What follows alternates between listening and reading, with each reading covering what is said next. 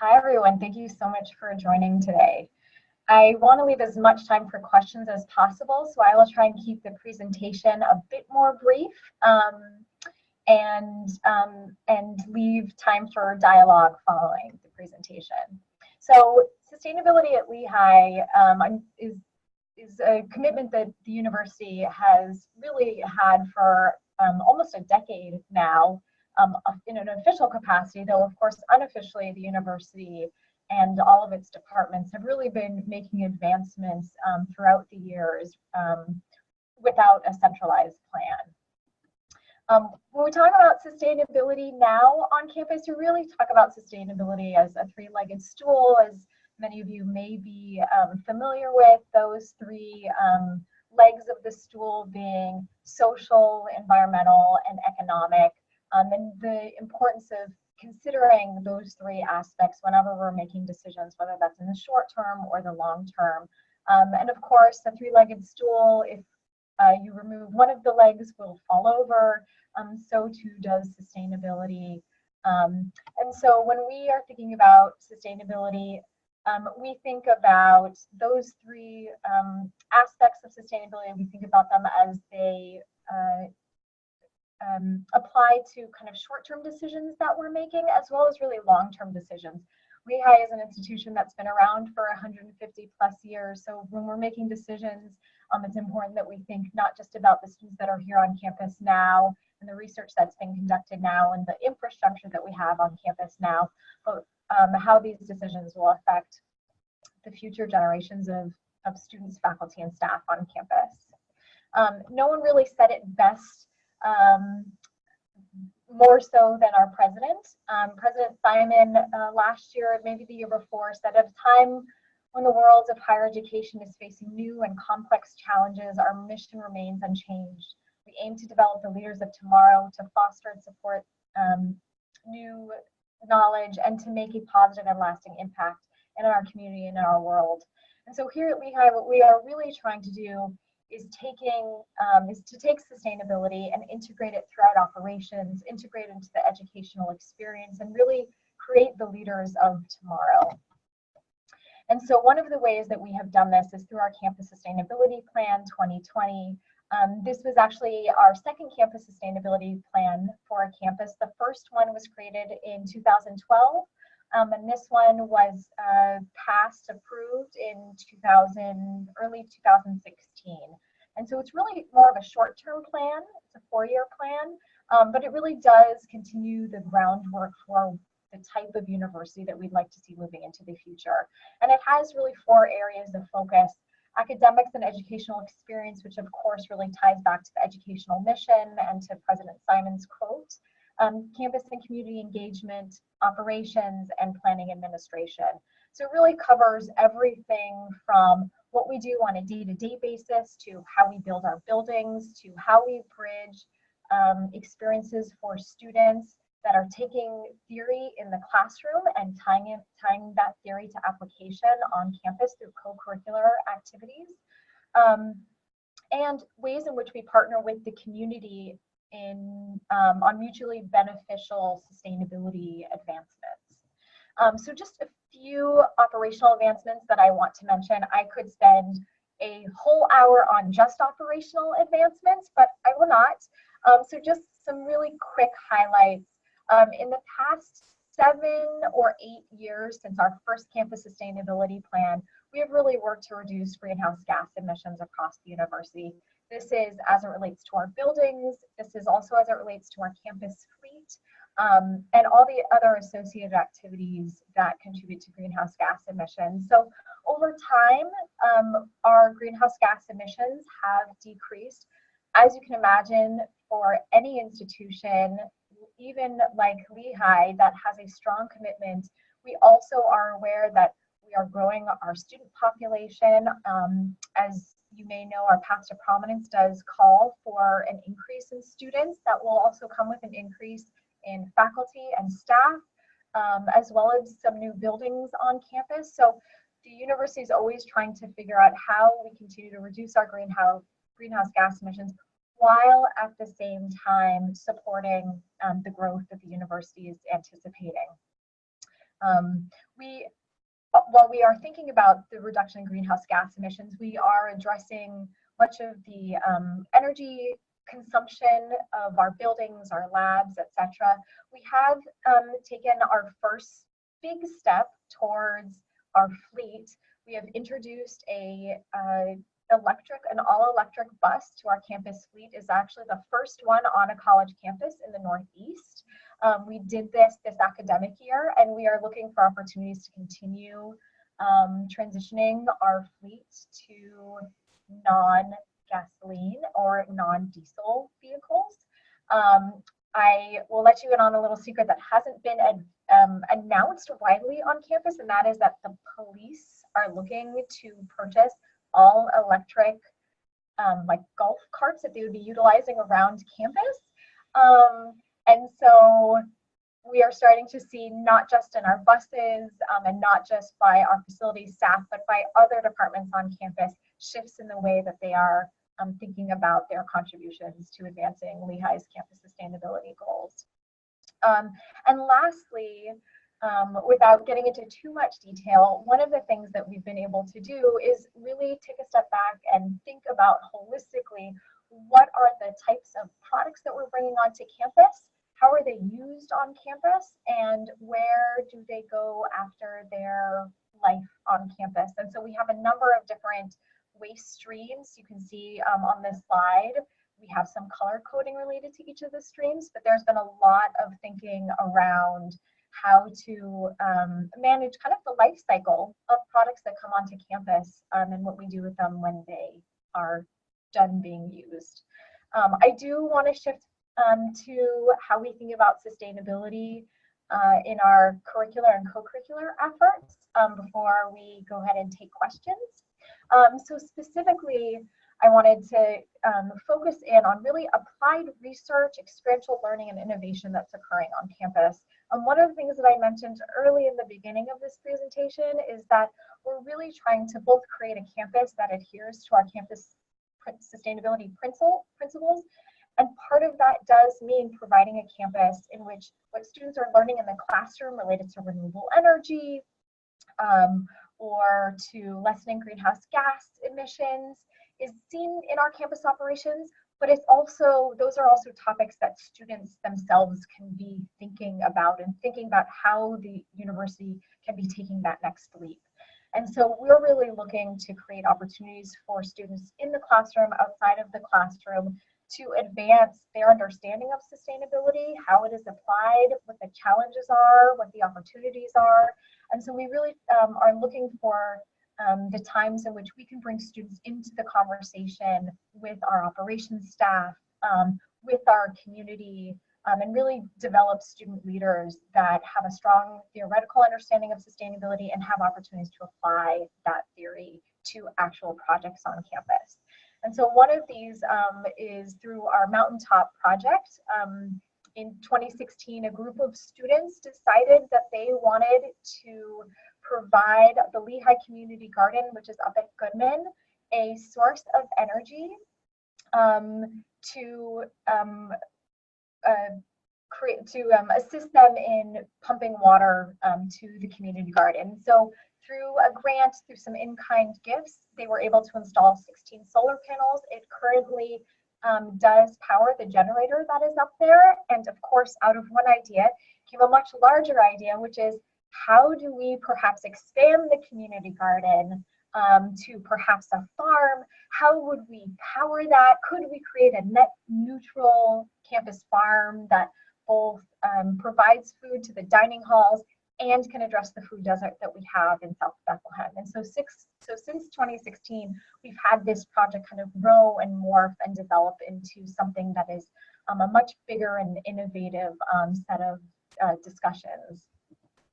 Another one, and this is again tied to actually food, is we have students that are working really closely with dining staff, trying to understand what the supply chain is of food coming to campus, and really working with dining staff to try and shift the spend of dining services towards more local, organic, fair trade food And so this is an initiative that students launched in 2012 after actually a course, I believe it was an economics course. And it has now been a project that has sustained until today, and the university, as a result of all of the student interest and collaboration with dining services, has committed to having at least 20% of all of the food be local, humane, fair trade, organic by 2020. So again, that is an opportunity for students to apply with their learning in classes to what their understanding is happening on campus and really pushing changes that they'd like to see. This graph is actually a graph related to our energy consumption on campus, and it is a graph that has been, this set of data has been used by at least half a dozen courses. Students will look at this data that we provide them really from our operations staff, and they'll say, great, here are peak times, here are some opportunities for conservation projects, and they have then come back to facilities, come back to the administration and propose projects, and some of them have actually been funded. And it's a really great way, again, for students to understand how their ideas can have a tangible impact on a university that is committed to sustainability. And they tend to be projects that students can talk about in job interviews or in internships. And we're really proud to have them have those opportunities here on campus. This is a master's actually degree project that took a look at our campus metabolism as it relates to water. So she took a step back and said, what are all of our inputs of water? How are they used on campus? And where does the water go afterwards? And is there a way to start closing some of these linear flows that are happening so that it's really more of a closed loop system? Can we, for example, take water once they, out of sinks, can we take gray water, and can it be used for landscaping? So some of these big ideas that have come out of this student project have been discussed as it relates to our building projects moving forward as we think about renovation and new buildings on campus. While I didn't get to talk about everything that is happening on campus, I do just want to very quickly highlight some of the interesting sustainability advancements that have occurred in the last few years. So we've been able to inventory the number of departments that are engaged in sustainability, and well over half are. We have a number of student leadership programs on campus, and we have about 4,000 hours that students are contributing to advancing sustainability education and awareness on campus. Over 80 courses on this campus across all 4 of the colleges are either sustainability related or sustainability focused, and we think this is really important for just the literacy of graduates of Lehigh. We do have a green fund. This is a little seed fund that provides students, faculty, and staff money to launch a pilot on campus that might advance sustainability. And some of the projects that I mentioned earlier, like the solar panels, are examples of projects that have been funded through our green fund. And lastly, we here in the Office of Sustainability, we have about 40 students every academic year that work with us on tangible projects that advance campus sustainability. And that, of course, does not count the hundreds of students that are working on sustainability projects throughout campus. As alumni, we would love for you to participate in Lehigh's sustainability commitments. There is a Alumni Sustainability Alliance, LASA. We would love for you to join that new alliance. The university also does send out a quarterly sustainability newsletter. If you're an alum who is interested in serving as an advisor on special projects, we would love to engage you in that way. If you're interested in just working with a student on a one-on-one basis, there is a new mentorship program. And of course, if you're on campus, please contact us. We'd love to sit down with you, see what else you're interested in. We're happy to take you on a tour of campus or answer any other questions that you may have. I think with that, I will stop and take questions. Fantastic. Thank you so much for sharing all that information with us. Sure. And thank you for letting alumni know how they can get involved. That was going to be a question of mine. So it's already there. Oh, excellent. I'll while you're answering some of the questions, I'll go ahead and pop a few links into the chat box so people can start connecting automatically if they want to do that. And we will send out some follow-up information for those of you that are joining us and how to get involved in these areas. Right. So you'll see that come from me after the talk. So again, for those of you who may have joined us late, and for those of you that were joining us earlier, just a reminder about the chat function. In order to ask Delicia your questions today, you're going to be using the chat box. If you mouse over your screen or touch your screen, if you're on a tablet or a phone, you should see some functions come up either at the top or the bottom. One of them is a chat box. If you're not seeing it, click on more or click on participants. It may be hidden there. So while we wait for, we've already got a question. We found it. Good for you. All right. So first question for you.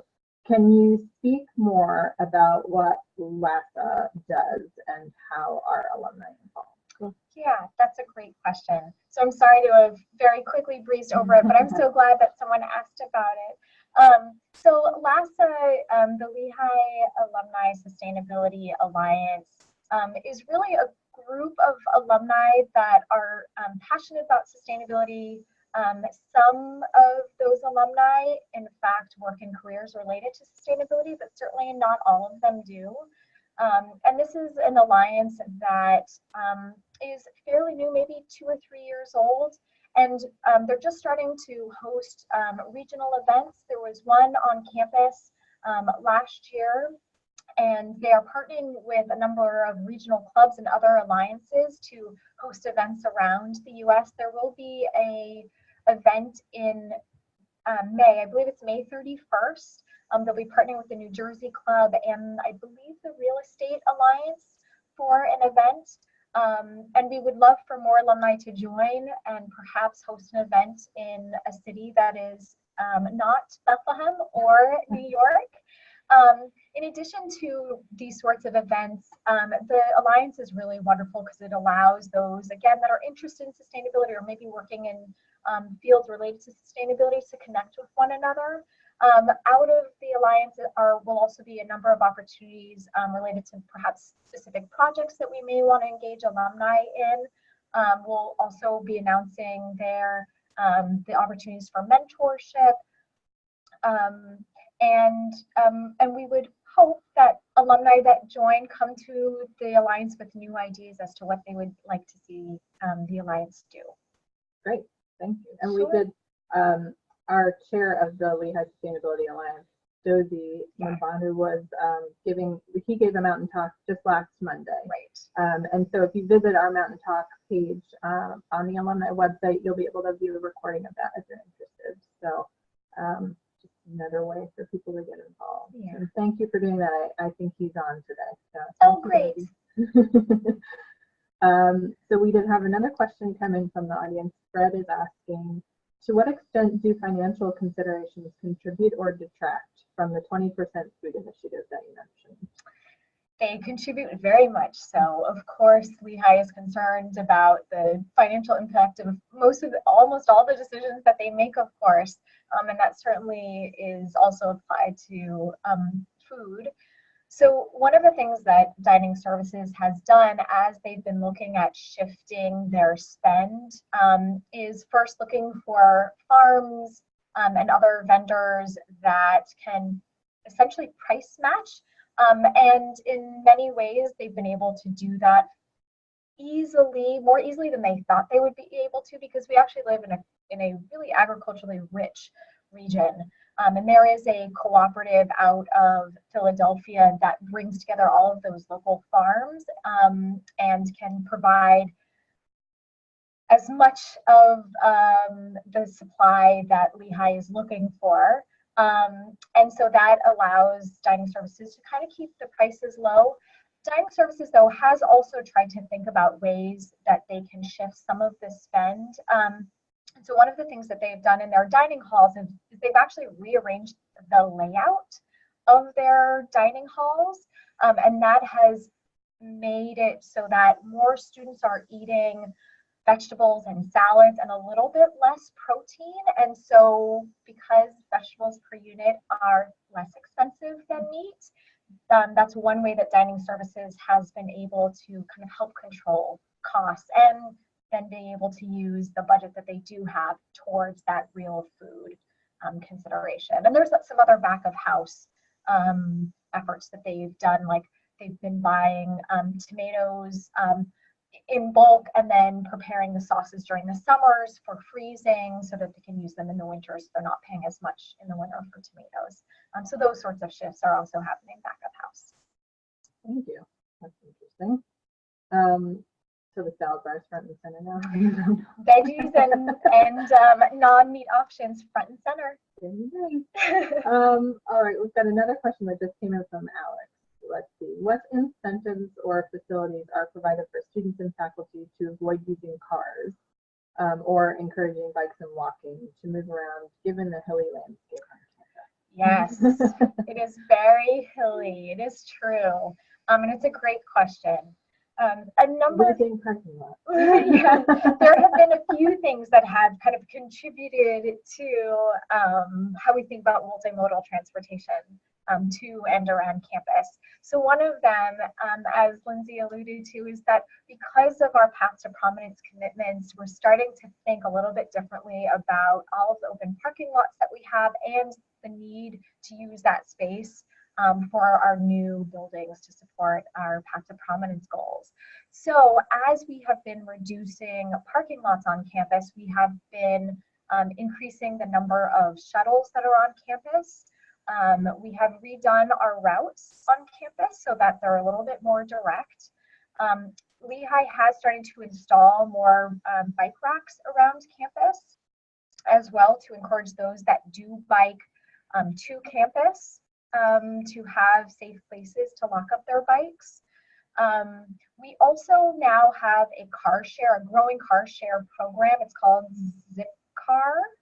Zimride.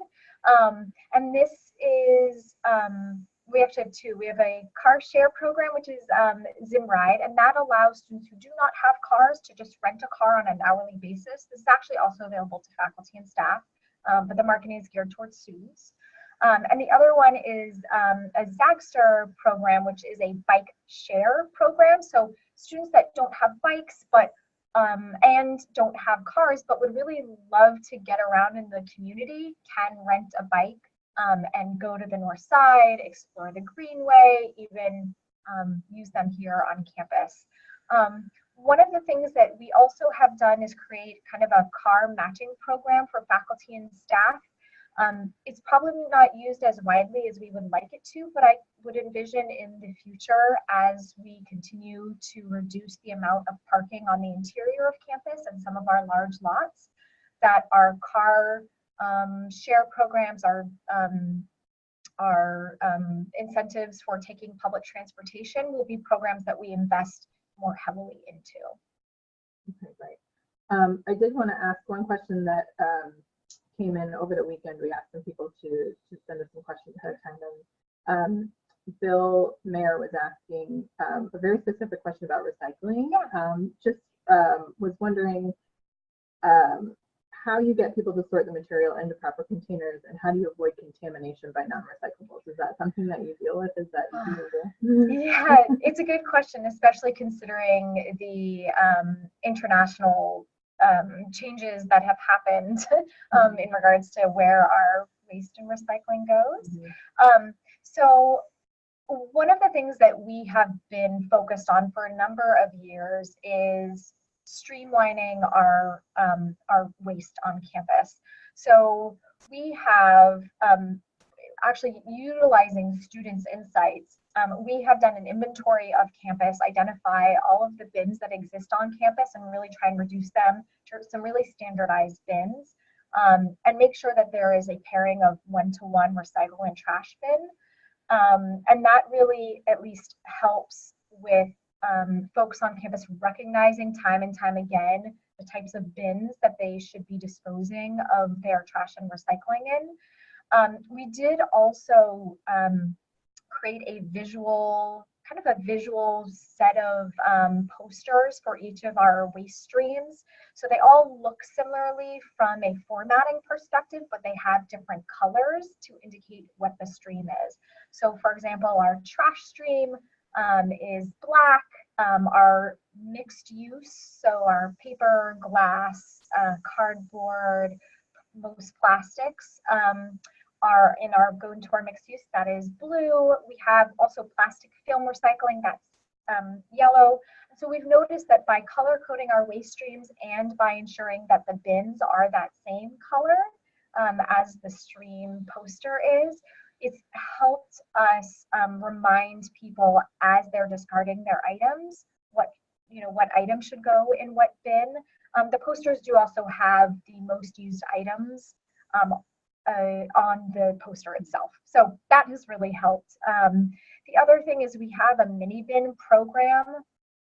And so we allow faculty and staff to swap out their desk side trash bin for a smaller bin that actually locks onto the recycle bin. And so in that way, we're noticing that people are finding they don't generate as much trash as they thought. They're more conscientious of the amount of trash that they generate. And they always tell us that they love the space that they now have at their desk. So those things help us both provide visual cues for our students, faculty, and staff, and also ensure that we're providing enough opportunity for faculty and staff to recycle when we have the same size bins paired with one another. I hope that answers the question, but you're welcome to follow up with me if you have additional questions. Thank you. We are pretty much at the end of our time, but I will ask Lizzie's last question here because it speaks to the future here at Lehigh. So his question is, where do Lehigh's sustainability efforts compare to other universities nationally and internationally? And are we striving to be in the forefront for the future? Kind of where do we go from here? Yeah, it's a great question. Lehigh does do quite well compared to many of their peers. And of course, there's different areas. We will never quite be as successful when it comes to, for example, renewable energy as schools in California or on the West Coast. But one of the things that we do consistently well is we consistently are making progress. We actually are one of the more highly ranked university when it comes to that real food shift, that 20% by 2020 shift. We've been making considerable progress. We do considerably well compared to our peers when it comes to integrating sustainability into curricular and co-curricular opportunities. In fact, the Association of Higher Education Institutions that are focused on sustainability has used Lehigh's efforts related to curricular and co-curricular content integration as a best practice. That database, if anyone is interested, that collects data from various institutions of higher education is called STARS, Sustainability Tracking, Assessment, and Rating System. We're rated silver. The highest you can get is platinum. There's only 2 universities in the US that are platinum, only a small handful that are gold, and we are at the kind of top of our silver ranking. So we are hoping in the very near future to be able to achieve silver. Fantastic. Well, we've come to the end of our time. I'm sure we could go on for another half an hour. Yes. This is very interesting. But thank you for sharing kind of a snapshot with us. Hopefully those of you who joined us were able to learn more about what Lehigh is doing here on campus across the board. Obviously, we're leading the way in a lot of categories, which is fantastic. And you have not been here for that long. No. It's a team effort for sure. So for those of you interested in more, I popped a few links up. You can visit our website. You can get in touch with Delicia. You can get in touch with our alumni affiliated associations. And we will send those links out in a follow-up email to you as well. So thank you, Delicia, for joining us today. We really appreciate it. Thank you to those of you who joined us. And hopefully we will see you on another Mountain Talk in the future. Thank you. Bye, everyone.